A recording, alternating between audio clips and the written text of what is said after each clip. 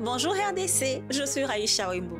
Vous savez, l'on dit que la beauté de la femme s'exprime par son attitude, par son langage. Alors, nous parlerons de la femme, nous parlerons du genre, nous parlerons de la santé, de l'hygiène, de la beauté. Tout ça dans Always Talk Show. Always Talk Show m'héberge moi, Perfecta et Ornélie, tous les mercredis. Suivez-nous sur tous nos réseaux sociaux.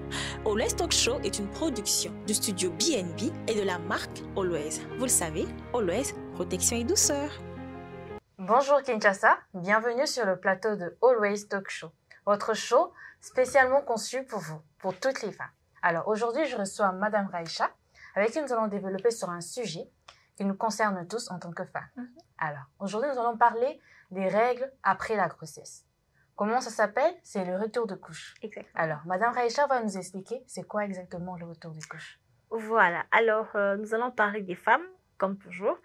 Le sujet sur lequel nous allons nous articuler en tout cas veut dire le retour de touche. Les retours de touche en général ou encore très brièvement, ce sont les premières règles qui apparaissent après l'accouchement. Ok.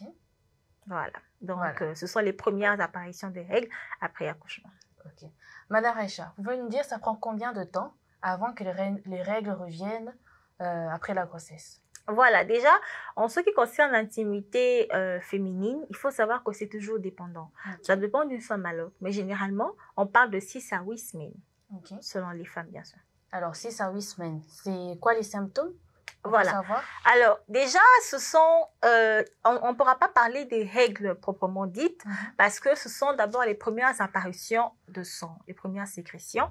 Alors, ce qu'il faut savoir, c'est que les symptômes sont un peu apparentes qu'aux règles. C'est-à-dire, vous pouvez avoir des maux de ventre, des maux de bas-ventre. Ça fait vraiment mal, hein? Ça fait mal au dos, ça fait mal au bas-ventre, à peu près comme des règles. Mais comme je l'ai dit, ce sont les premières apparitions sanguines qui viennent juste après avoir accouché, généralement 6 à 8 semaines. Mais en général, en tout cas, pour pouvoir vous identifier durant cette période, il faut savoir que les symptômes vont à peu près comme les règles, c'est-à-dire les maux de dos, les maux de bas-ventre. Elles sont comment? Plus abondantes ou bien normales par rapport aux périodes Non, de la elles ne femme? sont pas normales. Elles sont beaucoup plus abondantes que les règles. Okay. Vous savez, chacune des femmes sait généralement comment sont et l'afflux de ces règles pendant cette période-là. Il y a des femmes pour lesquelles l'afflux est vraiment abondant et pour d'autres, c'est à compte-gouttes. Mais celles-là, contrairement, en tout cas, les retours aux petites couches sont très abondantes. Ok. Qu'est-ce que je peux dire? On dit que pour les femmes qui allaitent plus longtemps, ça prend un peu plus de temps. Ça peut dépasser les 6 à 8 semaines par rapport aux femmes qui arrêtent l'allaitement plus tôt. C'est voilà. vrai? Oui, exactement.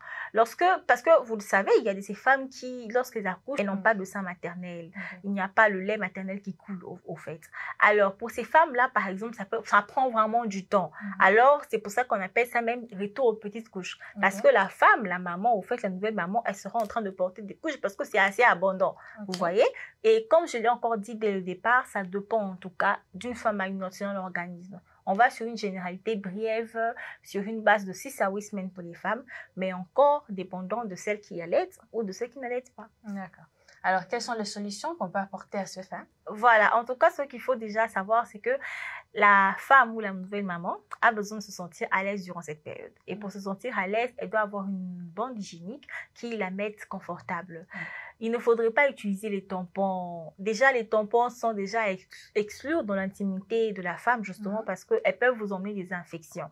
Il ne faudrait pas mettre des vêtements, s'il vous plaît. Il ne faudrait pas mettre des couches de bébé, les pampers. Non, les pampers, c'est pour les enfants. Il ne faudrait pas mettre ça. Il ne faut pas mettre les pampers pour les grands-mères non plus. Les tissus, elles ne sont pas adaptées parce que ça peut vous créer des infections. Ce qu'il faut utiliser, ce sont des bandes hygiéniques adaptées, idéales. Surtout qu'elles sont à flux, il y a de ces bandes hygiéniques justement qui ont cette mesure d'épaisse qui vous mettent à l'aise, quel que soit l'afflux de vos règles. Donc voilà, il faut vraiment voter ou encore aller dans le sens d'une bande hygiénique qui vous met vraiment à l'aise malgré l'afflux de vos écoulements.